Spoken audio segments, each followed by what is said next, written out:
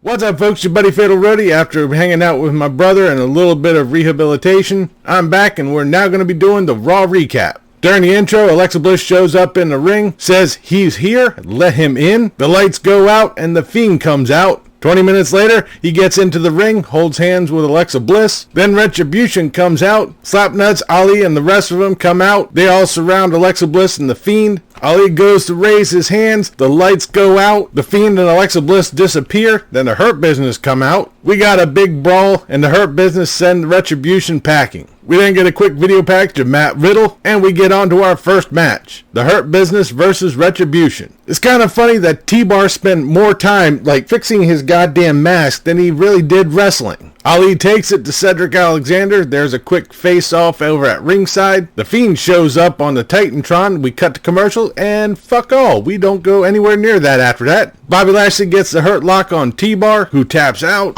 Then the lights go out, and the Fiend shows up. He lays waste to everybody in Retribution, then turns to the Hurt Business. Alexa Bliss shows up on the Titantron and talks in the Fiend's voice, says let him in, and then we cut. We then get AJ Styles coming out with Big Chungus, the door guy from Raw Underground. AJ praises the WWE for drafting a leader, him. He hypes himself up, and we have our next match, AJ Styles versus Matt Riddle. Big Chungus won't get out of the ring. The referee tries to count him out, saying if you don't get out, that AJ Styles is going to be disqualified. Chungus stops the referee from counting. The referee asks him very nicely to leave. He obliges, and we go on to our match. Riddle had most of the offense at the start of it, but Big Chungus stopped him square in his tracks. This allowed AJ Styles to take over. There was a lot of back and forth. This was a decent match. I liked it. Riddle takes a spill out to ringside. He's confronted by Big Chungus. He starts to ball up his fist, which scares Riddle back into the ring. He ends up eating a Styles Clash, and AJ Styles wins. Now, I don't know the guy's... I call him Big Chungus.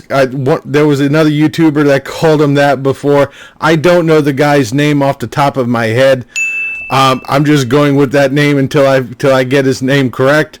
It may just stick. Who knows? But that is one big sumbitch. We then get a recap of the Drew McIntyre Randy Orton saga. In a backstage interview with Drew McIntyre, he talks about Hell in a Cell and hints on that he might be crashing the Randy Orton interview later on tonight. We then have Lana versus Asuka for the Raw Women's Championship. This is a glorified squash match. Asuka won it. Who didn't think that was going to happen? Nia Jax's music hits. Asuka, looking up towards the ramp, is distracted because Nia Jax comes running up and attacks her from behind. And for the 5th week in a row, we get Lana Samoa dropped through a commentary table again. Jesus Christ.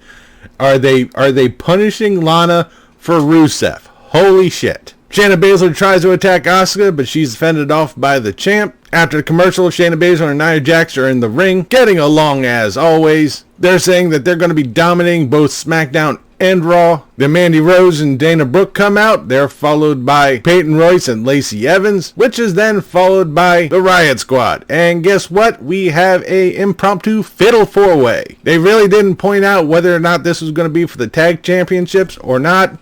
So... who knows? This was a complete waste of time. Nia Jax and Shayna Baszler win it. This whole bit basically was just, let's jam all the women that we have available in one spot and let's just go with it. It was a waste. I'm sorry. If we really could have done this a lot better. And to waste even more time, we have Elias and his band up on stage playing 2 songs from his CD that's supposed to be coming out next week. Who knows? I think he was supposed to have one coming out before. Didn't hear nothing about that one, but okay, waste of fucking time. Afterwards, he hands his guitar off to a roadie, and the piped-in crowd is going off, and alright, well, I guess you guys want an encore. Okay, so he goes for his guitar, and the roadie is sitting there playing it, and that pisses off Elias.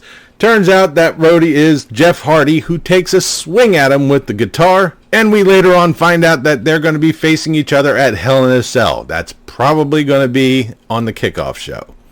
Because I really don't want to see that match. Then we get the New Day coming out. They're talking about recent events with the draft. Then Sheamus comes out. He runs down the New Day. Everyone's running their goddamn mouths. This is taking way too fucking long. And we finally have a goddamn match. Kofi Kingston versus Sheamus. This is an okay match. Big E was up on the big ass screen full of people in the background. They gave this match a decent bit of runtime. Kofi Kingston hit the Trouble in Paradise and gets the win. Backstage, Ali cuts a promo admitting that he was the SmackDown hacker. So kudos on WWE for at least trying to interweave stories together and trying to make them into a nice little package. Because God knows WWE just loves doing that shit. Just like what happened to Lana, Rusev, and Bobby Lashley. Who knows? We just forget about it, and I guess everyone else is supposed to. Fuck it. Anyways, in another backstage segment, Titus O'Neil tries to get into the Hurt business. He ends up getting jumped. Miz and Morrison are in the ring. They're running down Tucker. Earlier on, they were telling Tucker that how much of a loser he was with Otis and all this shit. Tucker said that he'll challenge him as soon as he finds a tag team partner. So Tucker comes out and introduces his tag team partner, El Gran Gordito. I think that's what it was. Yes, El Gran Gordito. I had to actually look on my notes on for that one. So Miz and Morrison versus Tucker and El Gran Gordito, who's pretty much Otis in a pink luchador mask and cape. Bruh. Yikes. After running their mouth way too long, we finally get our match started. The only cool part I will say in this match, because it was an M match, I don't like The Miz. That's no shock to anybody.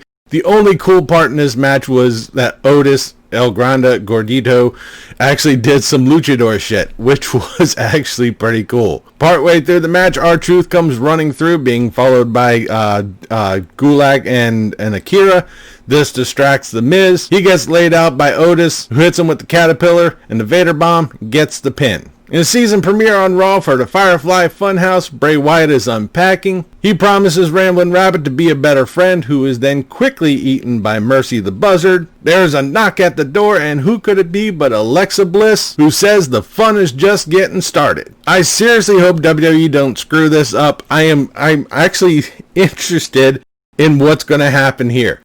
Don't fuck it up, WWE. Please. Don't let Vince McMahon touch it. Just run with it. Just don't let Vince near it, please. In our main event, we have Braun Strowman versus Keith Lee. Strowman started off really strong, but the ribs that he got injured on SmackDown started to haunt him. Keith Lee starts taking over. There was some serious power moves to this match. I actually liked it. I think Keith Lee was trying to go for the Spirit Bomb, but Braun Strowman brought his head up and nailed him square in the boys. Strowman lays out Lee and gets the pin.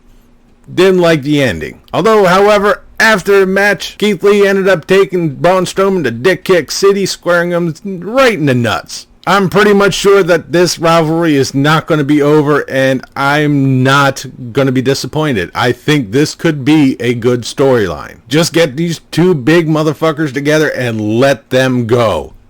I'm all in. In our final segment of the night, the Hell in a Cell cage is lowered down. Randy Orton comes out. He locks himself in. He starts talking about his history with Hell in a Cell. Drew McIntyre comes out. He meets up with Orton at the gate. Orton saying, hey, come at me. You can't get me. I'm locked in. Fuck you. But unbeknownst to Orton, that Drew McIntyre had behind one of the barricades a set of bolt cutters. He breaks open the chain, gets into the Hell in a Cell, and right at this moment, God damn it, Frontier screwed up on me, and I missed the last, maybe 30 seconds of the show. So honestly, I don't know.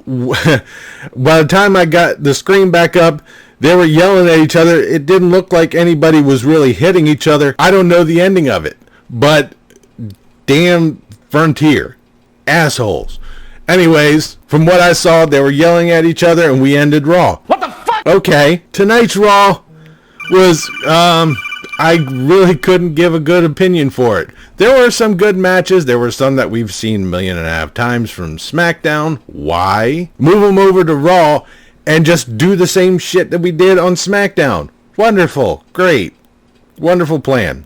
Like it. There were a couple of good matches. There are a couple of matches that I would really like to see follow through. I'm interested to see what they're going to be doing with the Fiend and the Hurt business, because it looked like there was going to be a little bit of a tete-a-tete there. Before go-home show for Hell in a Cell, as usual with Raw, they just dropped the ball. Once again, as always, hopefully SmackDown was able to pick it up and pull one out for Hell in a Cell. And that'll do it for this episode of Raw Recap. I'll be back later this week with the SmackDown review. Leave a comment down below what you thought of tonight's Raw, what you thought about this video. If you liked it, please give me a thumbs up. Don't forget to share and subscribe. I've been Fatalroadie. You've been awesome. Thank you very much for watching. And remember, if it's too loud, you're too old. See ya.